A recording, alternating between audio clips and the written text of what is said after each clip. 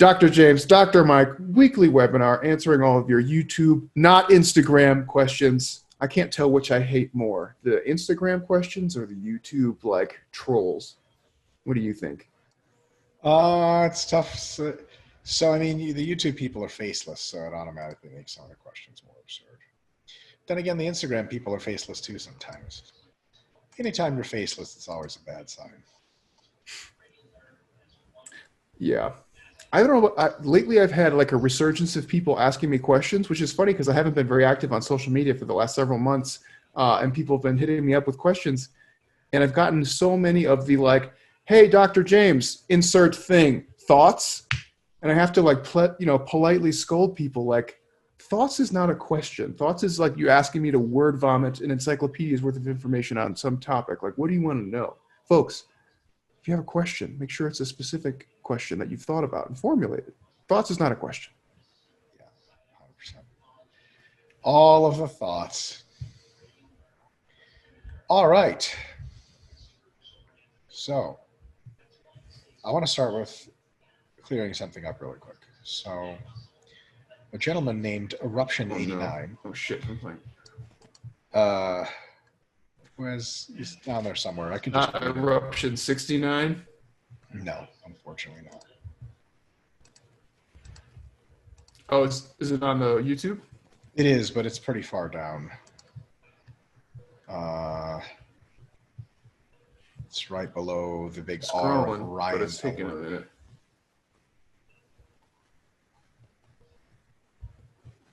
Do you have it pulled up on yours? Yeah. You want me to screen share? Okay, you screen share.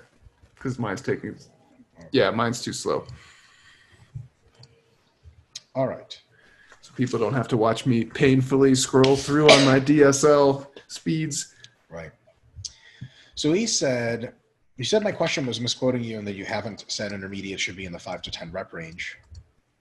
But in the beginner, intermediate, and advanced hypertrophy training differences video, you said intermediate should begin to employ some sets, perhaps 20 to 40% in the 10 to 20 rep range. This came after talking about how beginner training should be all in the 5 to 10 rep range. Thus, the majority of intermediate training, 6 to 80%, will be in the 5 to 10 range. So you haven't answered why this is. And in the video, you definitely didn't say intermediate should train primarily in the 10 to 20 range. So that's true. I wasn't I did communicate in that video exactly what I wanted to say. What ideally I should have said was, because the stages were presented in transition fashion, like that, then now you're a beginner, then you're intermediate, then you go to advanced. The way I was presenting it was like, when you transition from beginner to intermediate, you should begin to do 20 to 40% of your volume in the 10 to 20 range. And when we talked about advanced, it was split evenly between all of the ranges. And you notice that in the advanced, there wasn't, I don't think, a mention of, well, now you should really start to do a lot of the 20 to 30, nor did it say X percent should now be in the 10 to 20. And in any case, it would be like two things at the same time, and that definitely didn't occur. It was definitely a failure to communicate accurately on my part. But to be clear, I think that once beginners transition to intermediates, in that first little while, they should start to thread in 20 to 40% of their volume in the 10 to 20 rep range. Towards the end of their intermediate years, they should be doing most of their training in the 5 to 10 and 10 to 20 rep range.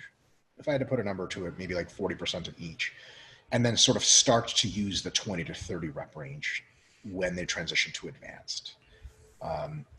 Or just before they transition to advanced. And when they get to advanced, they should already be using all the rep ranges through increasingly as advanced. Yes, using all three as advanced right away, but as you get, as you build experience as an advanced lifter, you start to get away from exact percentages of the ranges or ratios and more into what gives you the best SFR. So that's the real answer. But that's the deal. Yeah, so I was kind of in and out on that one, but I think I got the gist of it. And one thing I think is worth reminding people about is we use the terms like, novice, beginner, intermediate, advanced, our training ages as kind of a rough guideline. But really the problem with training age and why you would change your training in this example, like with rep ranges or anything else, is based on a need, not necessarily like an arbitrary, like, okay, well, I've been training for 5 years, so now I'm an official intermediate. It's like, yes, that will work for most people on average, and that's why we use those denominations. But like the reason why you might start using the 20 to 30 rep range, first of all, is because you're not getting much out of the 10 to 20 or as much out of the 10 to 20 or 5 to 10 anymore. And or you just can't do that much heavy training anymore. And heavy meaning like 5 to 10 or on like the low end of like the 10 to 15. And you find that you start getting better pumps, mind muscle connection. You start seeing progress using something else. And so one of the things to just keep in mind is we use these as very like vague guidelines, but the problem is in this case would be like adaptive resistance and not getting enough stimuli anymore, or not seeing any progress. And that's why sorry, my dogs are going bananas. That's why you would make a change like that. It's not just an arbitrary, like, well, I've been training for, 8 years now. Now I need to think about using 20 to 30 reps. It's like, you can do that, but you're blindly following a general guideline rather than thinking about why you would need to make such a change. Yep. All right. First actual question. I guess we can count that as a question. So that was question number 1. Question number 2 is from Luke. Hey, can you on-screen share for a sec? I want to see if our screens are the same. So you have Milo's is first, right? And then looks like Eric, then Luke, then Mohammed. Okay. Yeah. So Milo made a note. This is to you, Milo. I know you're going to be listening to this at some point, about downloading the top comments for YouTube Chrome extension. I downloaded it on mine and it didn't seem to do anything. And in one of the notes in the extension thing, it says it doesn't actually work on YouTube itself, only websites and stuff where it's embedded on. Maybe I'm just too stupid. That is a very strong possibility, but I did download it and I closed out the browser and restarted it, and it didn't seem to make a difference. Mike and I are having the same results. That was a little experiment they were running tonight. So that was it. Sorry. Cool. No worries. Did you want to do the scrolling or should, oh, there you go. Cool. Yeah, I got it pulled up. Let's see. We're going to Luke. Is that who you said? We are going to Luke Postel. All right. Got it. So Luke says, hi, everybody. Last week, someone asked about increasing vertical jump height. This is also of interest to me, so I would like to follow up on this question. James mentioned that 6 months to a year would be a better time frame than 3 months when true progress is the goal and the limiting factor is usually strength. One should also be cautious not to exceed recovery capacity. Some questions arise. What is a good weekly volume of strength training approximately? How many sessions, how many sets per session?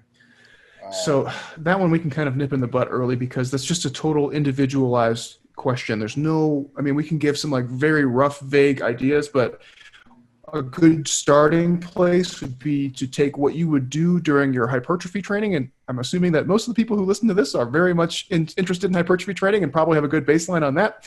And then you would take roughly 1/2 to 2/3 of the volume of that training. That would be a good jumping off place. But again, it's individualized. Mike and I, like if you strength training for me and strength training for Chad Wesley Smith and strength training for Lane Norton are all going to be different things in terms of frequency, volumes, the intensities that we can maintain on average, et cetera. Yeah. So there are questions 1, 2, 3 are please take a look at Scientific Principles of Strength Training ebook, because that's just general strength training stuff. I don't know if you saw on the topic of vertical jump, this just reminded me. Remember Jace Jumps? Yeah. Jump guy from RP Plus? I think he's up to like 9 foot, like 9 inches or some shit right now. I just saw one of his progress videos. That guy can fucking jump. Oh my God. He's so close to hitting that dunk, dude. That's awesome. So close. Apparently he took our advice. Yeah. So questions 1 through 3, we're going to punt to the book. We'll take questions 4 and 5, although we should just be taking one question at a time. Number 4, is it beneficial to include partial ROM exercises like the squat, for example, when jumping out of grass to grass, probably at even 90 degrees? Should others do squats with a similar ROM to get maximally strong in this relevant range? The strength you're building for jumping is not a very high degree of specificity. It's general strength. So you're going to use exercise to build the most general strength. Then by practicing jumping and perhaps other power moves, you're going to use the ranges of motion that are relevant to jumping, and those power moves should replicate it.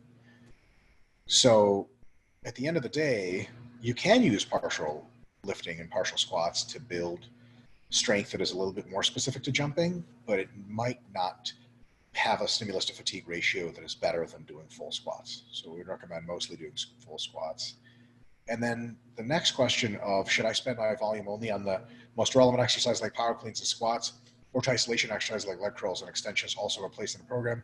I would say that in a jumping program, isolation exercises or leg extensions or curls have pretty much no place, because again, their stimulus to fatigue ratio, one, is not great for the purpose of jumping, and second, their transfer to anything or from anything is terrible. So it's not, a full squat stimulus to fatigue ratio for jumping is not that great either, but it's a great stimulus to fatigue ratio for general strength development. So you can use that to develop general strength and then develop more specific jumping and power movements to take the general strength and put it into more specific abilities to jump high. The problem with leg extensions and leg curls is they're definitely not specific to jumping, but they also have a not so amazing stimulus to fatigue ratio to develop either hypertrophy that's relevant to jumping or strength. So we just wouldn't recommend them at all. And as a matter of fact, if you do them pretty close, a few weeks close to your jumping, they will teach your nervous system how to be more slow, and your muscular system as well, and then you just be worse. James? Yeah, absolutely agree. That was really good. And then just another thing to add on, like when you're training for jumping specifically, you have to maintain a higher state of preparedness on average than you would in a hypertrophy or even a strength program, for example. And so a lot of people will think like, oh, well, I did my squats and my jumps, but I feel like I still got some gas in the tank. Maybe I'll do some leg extensions, leg curls, something like that. It's not a bad idea from the perspective of wanting to work hard and feeling like, oh, I still can do some more effort. Where it becomes a problem is that that extra volume, again, as Mike said, isn't really giving you anything, and it's adding fatigue, even as like maybe small or seemingly meaningless as it is, and that will chip into your preparedness for the other sessions that matter throughout the week. So essentially, it's junk volume. Next up is going to be Hytham Ghanem, just below Muhammad there. Got it. He asks, how do you program compound movements for smaller muscles? Think close grip bench, chin up. Should I exchange it for another press that would otherwise be chest focused, or should I add it directly as supplementary triceps work? So if you are programming for hypertrophy, for smaller muscles, we're assuming this is for hypertrophy, then there's really only two things that are very related that you have to think about. One is the movement that you're using, compound or isolation, and the isolation answer is easy, is it limited by the actual muscle you're targeting? Okay, huge, because if it's not, then it gives a great stimulus to the muscle it's being limited by, but by no means clear that it gives a good stimulus at all to the muscle it's not being limited by. So for example, if the limiting factor for your close grip bench is your chest, then your triceps get a fine stimulus, but when the bar stops moving, it's mostly because your chest gave out and your triceps might independently be like 3 or 4 away from failure and get almost nothing. So that's problem number one. Problem number two is, what is the stimulus to fatigue ratio? Are you getting a really good target, a really good hit, really good pump, burn, tension, etc., in the target muscle? And is it beating up your joints excessively or really, really hard and causing a lot of systemic fatigue spillover? So we'll just give you two examples on one on the other end. If you're close grip bench, you're ostensibly doing it for triceps. It pumps your pecs up like crazy. It bothers the fuck out of your shoulder joints and your wrists. And it doesn't really hit your triceps much. And it leaves you really tired. Don't fucking do it for triceps. On the other hand, that is me. Right, there you go. Same verbatim. Here. Yeah. And then if you close grip bench is something that is limited by your triceps, fucks them in the ass completely, it's super awesome on your joints, then you're absolutely good to go to use it. So there's really not a whole lot of dogma, compound versus isolation. You do what works. Same thing for close grip underhand chin-ups. If it's really a bicep exercise, you will know based on the limiting factor and the stimulus to fatigue, which are very related, because if a muscle is not a limiting factor, its stimulus to fatigue ratio for that muscle is going to be really, really awful. There are ways to use compound movements that normally don't have good stimulus to fatigue ratios to make them better, and that's by pre-exhaust. So you can do skull crushers, pre-exhaust your triceps, and then do close grip bench, and maybe that will have a better stimulus to fatigue ratio for your triceps, but that's something you got to just feel out by yourself. But remember, don't feel compelled to have to use compounds. If isolations are taking good care of you, you're good to go. Can compounds be effective? Sure, and then you can really try using them, but make sure they are limited by the muscle you're targeting, and there's a good stimulus to fatigue ratio compared to the muscle. So if someone's like, you got to do dips to grow, and dips just have a shitty stimulus to fatigue ratio and they're limited by your front delts, and you're not trying to train your front delts, why the fuck would you do dips? I just wouldn't do it. Maybe try to change the technique, but if that doesn't work, just dump the exercise. At the end of the day, if you have a good series of exercises that gives you a great stimulus to fatigue ratio, they are limited by the target muscle, then you're in a really good spot. James? Yeah, that's a great answer. And I think we talked about this maybe a few weeks ago, but I think like the old school sporting mindset is hard for a lot of people to break, where we say like, do the compounds first, they're the most important, da da da da da.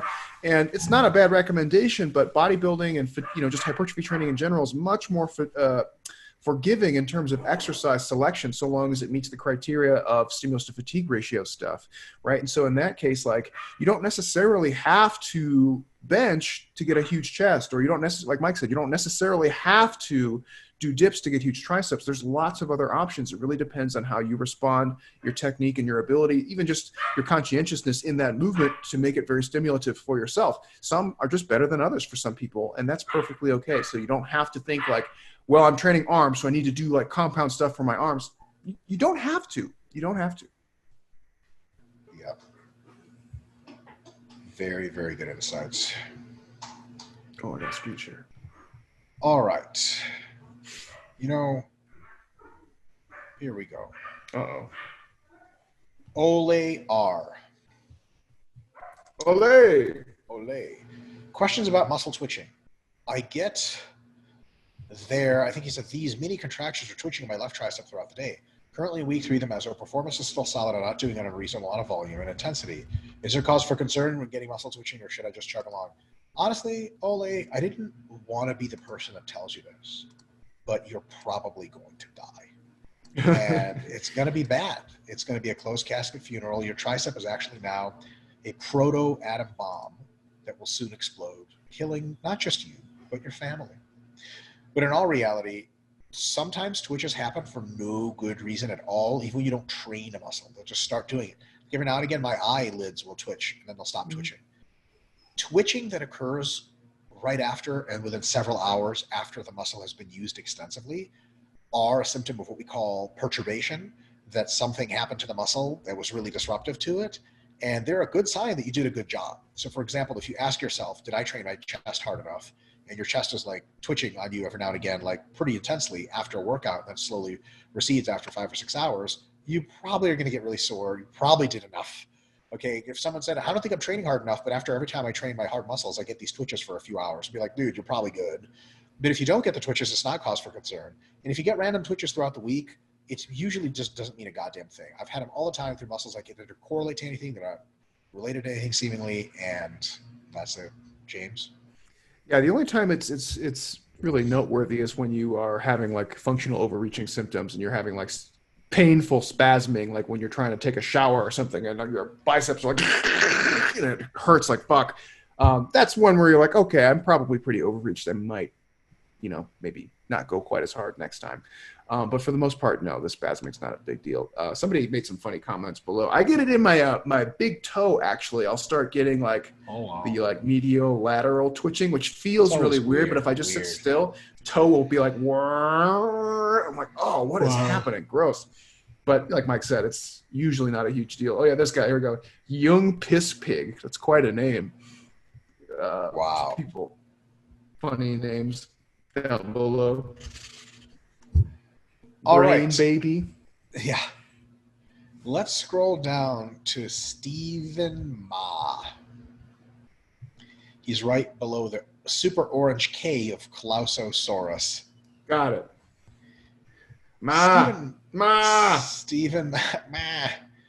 Stephen Ma says, what progression method would I use if I wanted to get stronger on the big 3 lifts, but not necessarily for the purpose of powerlifting? Especially if I wanted to train the big 3 lifts multiple times a week without generating too much fatigue. Well, actually, there's a good answer for you.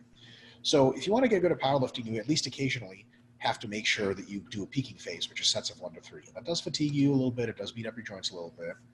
Because you don't ever want to compete, or for the time being, you don't want to compete, we would have, our best advice would be to cycle derivatives of the compound lifts themselves at the big 3 in the 5 to 10 rep range: front squats, leg presses, hack squats, some high bar squatting, close grip benches, wide grip benches, so on and so forth, deficit deadlifts, stiff legged deadlifts. Do those for multiple months in the 5 to 10 rep range to get bigger. And then do a couple multiple months into 3 to 6 rep range in the actual competition lifts or very close derivatives to get basically stronger, to add basic strength. And then just repeat that with some active rest phases every now and again indefinitely, and you're going to add tons of size and tons of strength in the basic strength in the lifts. And if you ever want to test your maxes, you'll have to do a peaking phase or 2 to get it right, and that would be sets of 1 to 3 reps. Yeah, that was really good. Definitely check out Scientific Principles of Strength Training. I mean, that book covers that topic pretty holistically. The other thing is just keep in mind, like, you might not be able to do the competition lifts multiple times per week. It might just be a one time per week kind of thing for most of them, which is fine. No shame there. Especially something like competition deadlift. Like, unless you're like, 105 pounds, like, that's just not going to happen a couple times per week. So just keep that in mind. All right, some dude Norris. Up a little bit? Down a bit. Oh, multiple comments. Boom. Got it. Will be training first thing in the morning during my next meso. My pre-workout meal will be some skim milk with whey protein and a carb powder. My question is, what is the practical difference between a carb source like maltodextrin and just some sugar, aka Nesquik?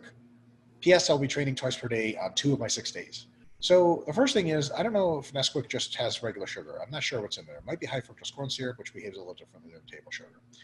Secondly, the practical difference would be probably nothing short of digestive and energy differences. So what you want to do is try both and see if you notice anything as far as digestive comfort differences, and do you have a little bit more energy with one or the other? Because like the Nesquik might take a little bit longer to digest. Maltodextrin is really rapid digesting. So if you take that, you might still feel a little bloated in the gym and then not so energetic. If you take the maltodextrin, you might get tons of energy and not any bloat. On the other hand, depending on how much time there is between your pre-workout, and because say first thing in the morning, which you probably drive to the gym, hypothetically maybe, and then maybe if it's like skim milk, whey protein, and maltodextrin together, unbelievably glycemic, highly insulinergic shake. So you might actually go hypoglycemic after drinking that shit if you wait more than like 15 or 20 minutes to start training. And if that's the case, that's no good. So you might want to switch to the Nesquik. So experiment and see which one works best for you. Yeah, our graduate advisor, when Mike and I were in school, was really big on Yoo-Hoo, and he'd always be like, athletes need to drink Yoo-Hoo. And Mike and I, and everybody would just kind of look at each other like, why does he have such a fucking boner for this Yoo-Hoo shit? And then Mike, after like years of punishment about the Yoo-Hoo, finally was like, why do you want us to have the Yoo-Hoo? He's like, it has liquids, carbs, and Mike was like, it has about as much protein as an apple. And he was like, what? No, he literally, he said, no, it's got some protein in there. It's got some. And I was like, yeah, technically it has some. Yeah, that was funny. We were all like on a like mandatory Yoo-Hoo recommendation for a while. Amazeballs. I'm Maddie Mad Dog Forberg, and for those of you who don't know me, I am a strength coach and a 57-kilogram powerlifter on Team USA.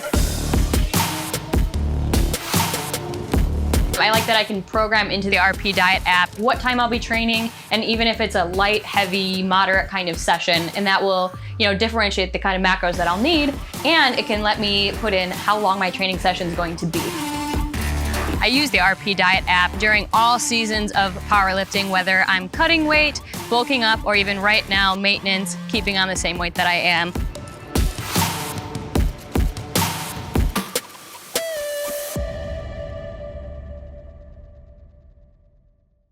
All right.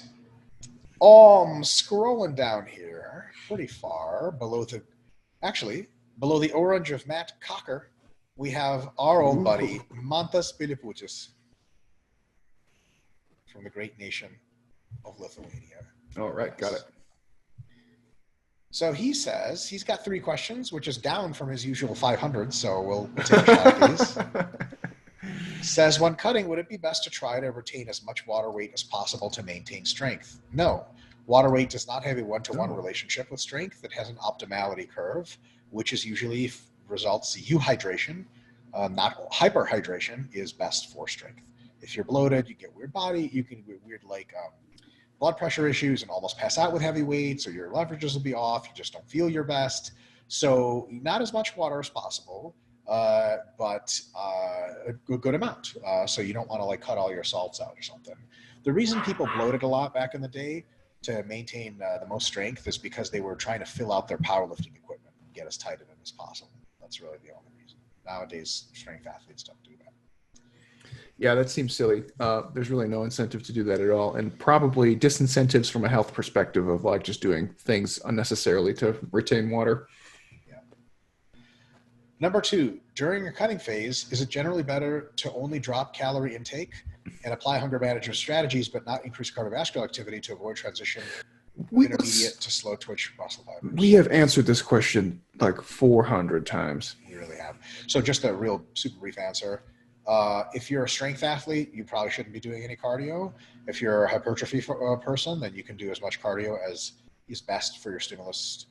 So for your diet fatigue, you have to ask yourself the question, next week I need another 500 calorie deficit. Am I going to get more fatigued cutting it out of food, or am I going to get more fatigued adding it to cardio? And whatever honest answer that is what you should do. Mm-hmm. And then Montes Pilipucha said, should plyometric performance increase faster when massing or cutting? Probably neither, because of the weight gain offsets your ability. Probably the same. Yeah. Oh, it's a funny question. You'd probably see a rapid initial increase just from the calorie increase, but then once your weight gain started going up, then it would kind of peter off a little bit. The other problem is that you probably shouldn't be doing plyometrics during a weight gaining phase anyway. It's just not a productive way of hypertrophy training. Yeah. And for cutting, you would see an initial drop from lower energy levels and a permanent reduction in plyometric ability from fiber conversion. But also your absolute performance would start to be not as bad or potentially a little better because you would lose so much weight that you would be more bouncy. So ideally, this is why most power athletes and athletes that use a lot of plyometric rebound in their sport and their training, we advise to spend the maximum amount of time in maintenance where neither massing nor cutting is a thing. So. Yeah. And if you do a lot, if you end up having to do body composition stuff, then you need a transitional period where you are now recalibrating kind of your specific preparatory sport stuff at your new body weight, body composition. Classic example was if you gain 20 pounds on your mass and you have to sprint for soccer, sprinting 20 pounds heavier is going to be a lot different and you need time to adjust. And losing 20 pounds, same thing. Totally. All right, let's scroll down right below the big orange L of Lewis Thornton and look at Majid Makhul. Got it. Straight out of The Mummy Returns. All right. He says, hi, doctors. Thanks a lot for the weekly webinars. The rear/side delt direct sets counting. In the rear side delts RP hypertrophy page, it says there are a lot of overlap between side delts and rear delts exercise, so I'm not sure how to count direct sets. For example, does one set of upright row face pull, thumbs down lateral raise count as one direct set for rear delts and one direct set of side delts? Also, what about the traps? I feel them to a certain degree in upright rows, for example, but does it count as a direct result? So I wonder, I think I answered this in a YouTube video once, but in any case, you can count it however you like, as long as you're doing 2 things. One, honoring the stimulus. So if something really stimulates a muscle, count it. And 2, consistency. Count it the same way you always do. So if you count rear delt flies, or upright rows for rear and side delts, then keep doing that. If you count it half to one, half of the other, keep doing that. At the end of the day, the consistency thing makes the most sense. So, yeah, and the reason why it makes sense too is because ultimately you're trying to train those things roughly from MEV to MRV throughout the mesocycle. So it kind of self-corrects so long as that you measure them consistently, as Mike said. So, for example, if you are doing a lot of upright rows and you find that the next time you try and do like either like a face pull or like a reverse fly kind of movement that you're constantly like under recovered, then you might decide that, okay, for upright rows, I'm going to count one of each because it clearly is affecting my performance on the isolation movement where there's no question it's being interfered with and stuff like that. If you're like me and you can just do indefinite amounts of all of them, then just treat them as their own things and don't worry about the overlap or fractional sets, and just work on getting that muscle, you know, to its MRV through whatever means that you find best. This is one of those like needless, sorry, we'll let it go. It's just, this is one of those things where I would say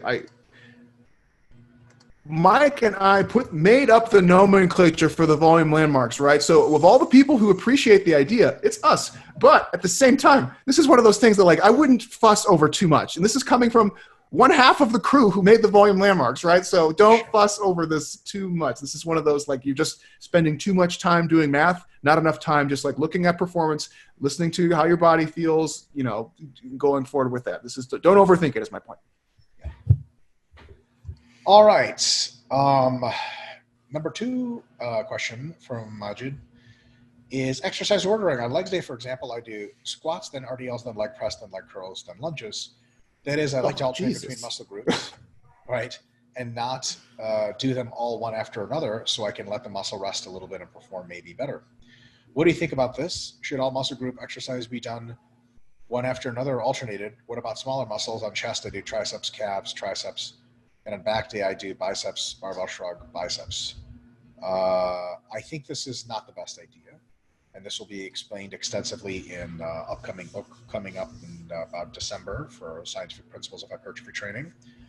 There is a local fatigue versus systemic fatigue ratio in any work that you do. Local fatigue is hypertrophic. Systemic fatigue is not. So if you do all of the muscle groups clustered together, let's say triceps, triceps, triceps, you can get a very good ratio of local fatigue high to systemic fatigue relatively low in all of the exercises. On the other hand, if you do triceps, biceps, triceps, biceps, triceps, instead of triceps, triceps, triceps, the last exercise of triceps, you are like 5 exercises in versus 3, and you have a decent amount of local fatigue, although you have way more if you do triceps back to back to back, but your systemic fatigue is pretty high. So now the stimulus to fatigue ratio of that last exercise of triceps that you're doing is not nearly as high as it would have been if you just sandwiched it into triceps. That's our current thinking on the matter. And there are some exceptions to that in some regards. But I think on average, it's probably better to, once you start training a muscle, to just finish the job and then move on to the other muscle. It also allows you to do prioritization, whether it's daily or weekly or whatever. So for example, one workout you have mostly chest, triceps at the end, and then another workout you have mostly triceps, chest at the end. That allows you to give a really, really definitive stimulus in one workout and a little bit of a less fatiguing situation in the other workout, and that sort of complements itself. So that's how we would normally do it.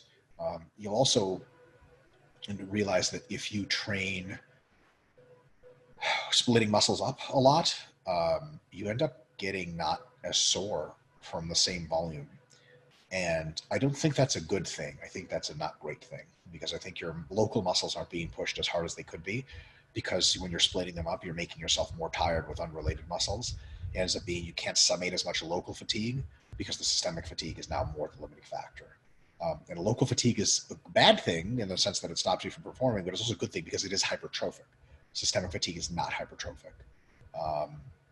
That's the best way I can sort of describe it. Almost like, I guess maybe like, here's a stupid analogy. If you like really wanted to enjoy the fuck out of a food, like enjoy it the most, when would you eat it in a meal first? And you would finish all of it, enjoy the living fuck out of it. You wouldn't like eat some of the food and then switch to a more boring, bland food and then come back to that food. So when you come back to it, you're already more full and you're kind of like, yeah, this food's good, but I'm not really full. You want to eat that food when you're like ready and going.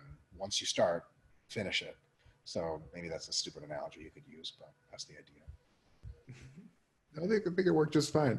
I was going to go the prioritization route, but you beat me to that. So kudos on that one. And the other thing kind of tying into the idea of systemic fatigue is also it makes your warm-ups more laborious as well. So once you're warmed up on a muscle group, you can mostly just keep going and finish out that muscle group until you're done.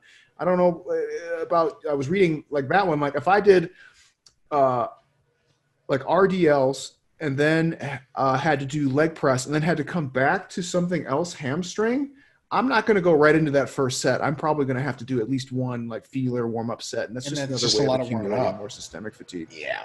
Yeah. 100%. Exactly. All right, Charles Austin, second to last there. Got it. And this will be our second to last question, so what we're going to scroll up for. He asks, why is maintenance phase only recommended when transitioning from a bulk to a cut and not a cut to a bulk? Shouldn't we give the body a chance to create a new body fat percent set point at the end of a cut before massing? And wouldn't the maintenance phase help reduce the accumulated fatigue from the weight loss phase? So the ultimate answer to this question comes in the form of a mini cut manual that we wrote, and that's it actually shows all the phases and all the justifications. But there's a couple of reasons why cutting can lead to a bulk right after, a couple of situations. One, if you're cutting to be very, very lean and be contest ready, you can't actually maintain at that body fat. That would be a disaster.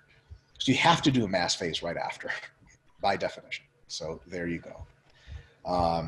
And then if you had a shorter cutting phase to just get leaner and potentiate for that, you can absolutely go right into a massing phase without a ton of fatigue, no problem, because you probably just didn't generate a lot of fatigue. Now for that middle ground where the diet phase was pretty long, but you didn't get super lean, maybe you went down to like 10% from 17. Afterwards, yeah, you probably do want a maintenance phase.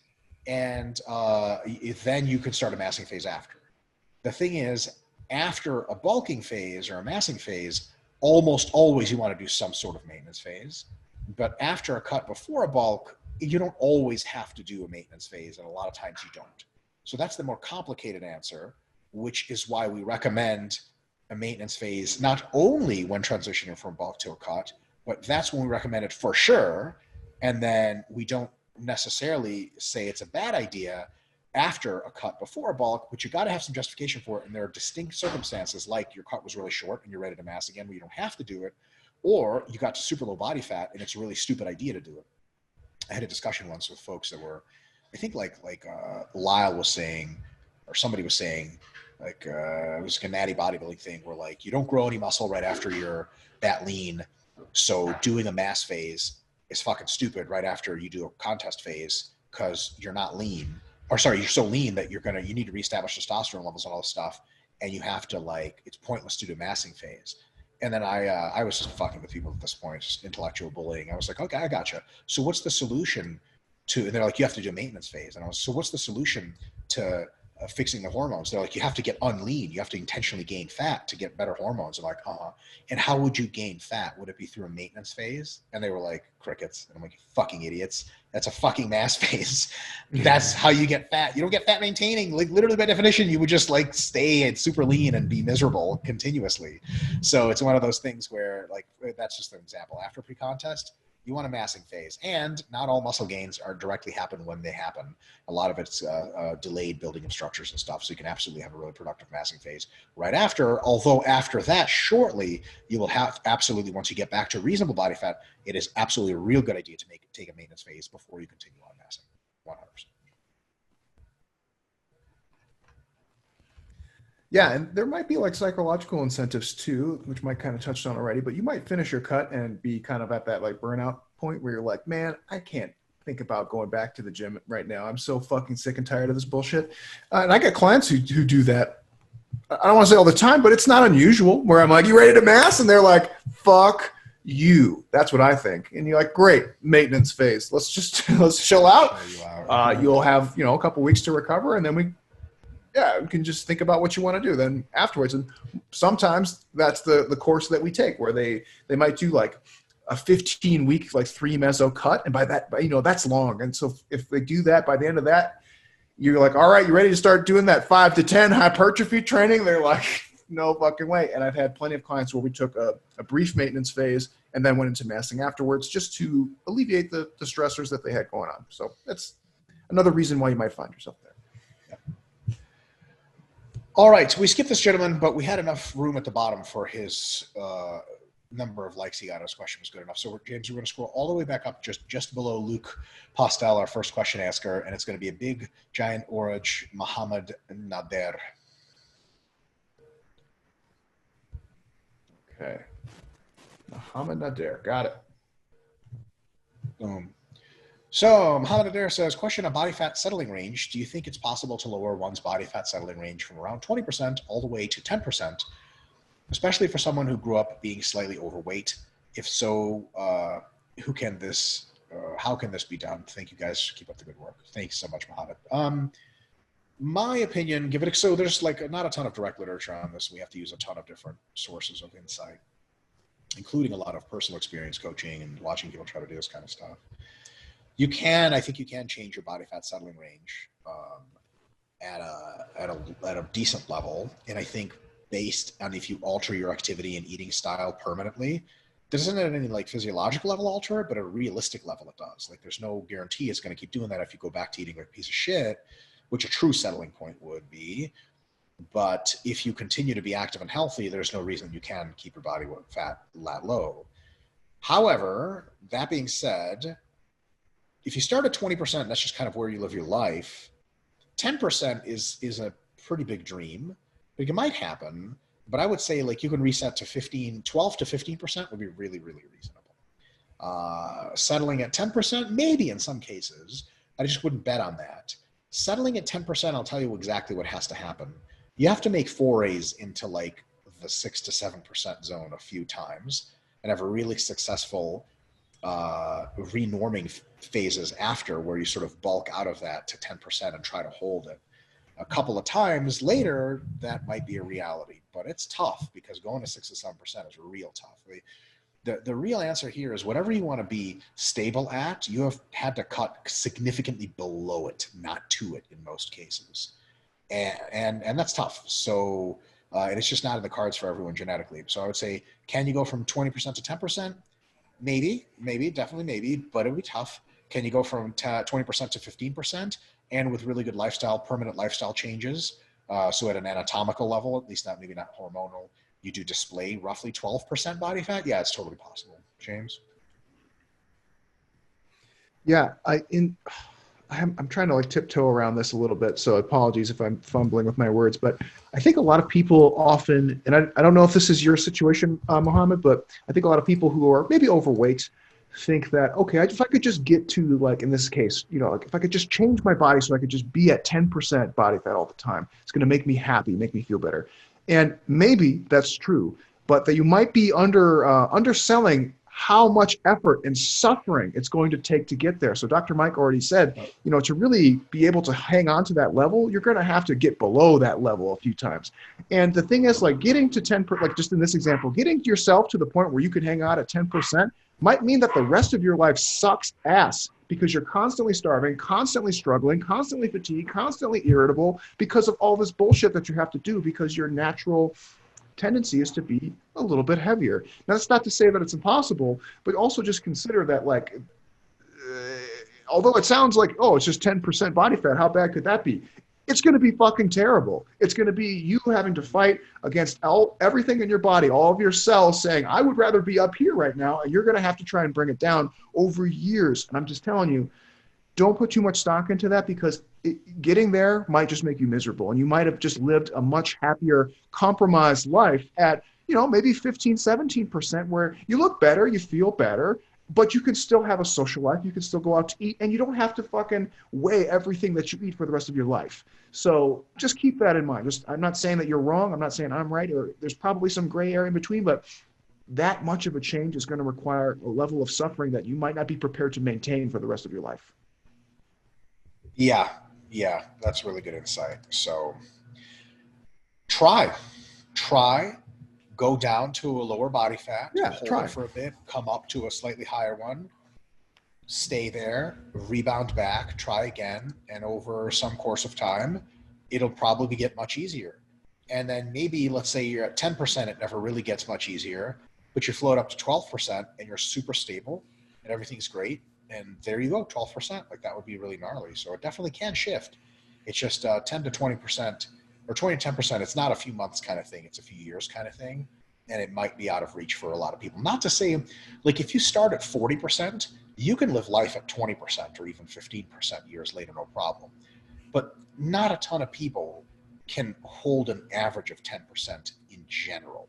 10% is very lean, right? The average male, young male who's healthy and not over fat has a body fat of 15%, right? So already, like, 10% is better than the average. And if you were sort of pudgier genetically or through environmental influences and you have higher number of fat cells, just getting to 15 and staying there would be like fucking sweet, right? Getting to 12 would be amazing. Getting to 10 would be really, really, really impressive. And potentially you're capable of doing it. Just have a little bit of reverence for it as kind of like a real serious thing. Not just like, there's this tendency, and I'm absolutely not, how do I say this? I'm not accusing you of anything. I think you're probably in a very good headspace about this, but there's a tendency to get into a headspace with a lot of the internet shit, especially, is like, oh, I'm going to do these things and get these results and then have them forever and it'll be like easy. Like, there's just the way the intermittent fasting crowd talks. Like, yeah, just stop eating and you'll be super lean and you'll get to have all these great things and bang hot girls. And this shit's not easy as fuck at all. Getting to a temporary place is not so hard. Getting to a permanent place of sustainability is fucking brutal. So just know you're getting yourself into some work. That's all I'm going to say. Absolutely. That's it. That's all I got, JMO, and I think we're done. That's 10. Oh, man. That one flew by. Felt like that one flew by. Okay, yeah, I guess we got everything. All right, well, folks, thanks for sending in. We had a whole bunch of really good questions this week, as like we usually do. So we appreciate you engaging with us. Make sure you subscribe to the YouTube channel so you can see all the crazy videos we got going on. And we hope you guys have a great rest of your week. Thanks for hanging out with us. Peace.